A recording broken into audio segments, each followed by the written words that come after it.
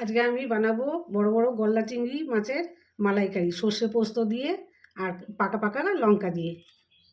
কিভাবে বানাই আপনারা দেখুন। আমি মশলাটা রেডি করে নিই।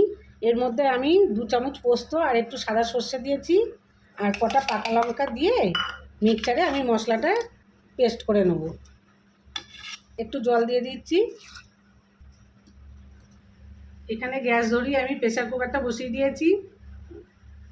প্রেসার কুকার গরম হয়ে গেছে। এবার আমি প্রেসার কুকারে কিছুটা তেল দিয়ে দিচ্ছি। আমি অল্প একটু কালো জিরে দিয়ে দিচ্ছি।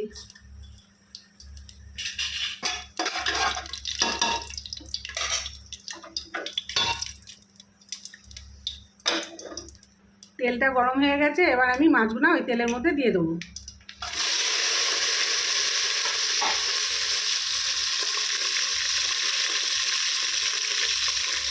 এক চামচ হলুদ দিয়ে দিচ্ছি, স্বাদ মতো লবণ দিয়ে দিচ্ছি।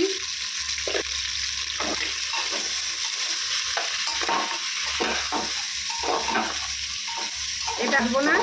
এবার ওই মশলাটা আমি দিয়ে দেবো, পোস্ত সর্ষে বাটাটা দিয়ে দেবো।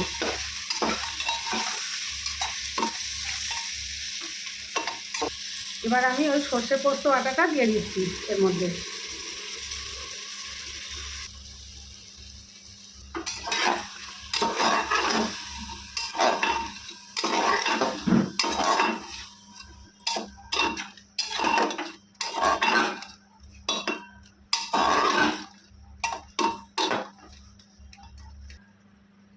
এবার আমি এটার মধ্যে একটু চিনি দিয়ে দিচ্ছি।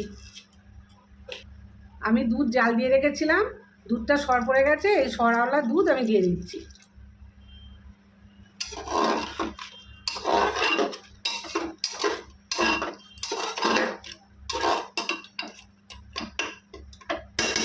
এবার আমি প্রেসার কুকারে ঢাকনা দিয়ে আমি 10 মিনিটের জন্যে দমে বসিয়ে রাখবো।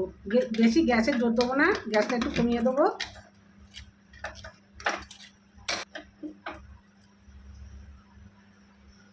10 মিনিট পরে আমি খুলে দেখাবো আপনাদের। হয়ে গেছে। এবার আমি প্রেসার কুকারে ঢাকনাটা খুলবো।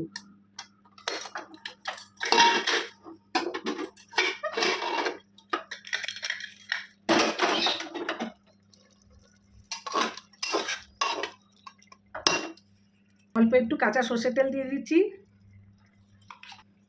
কটা পাকা লঙ্কা চিড়ে রেখেছি, ওটা আমি দিয়ে দিচ্ছি এর মধ্যে। চিংড়ি মাছের মালাইকারি হয়ে গেছে। এবার আমি একটা পাত্রে ঢেলে নেব। চিংড়ি মাছের মালাইকারি তৈরি হয়ে গেছে পরিবেশন করার জন্যে।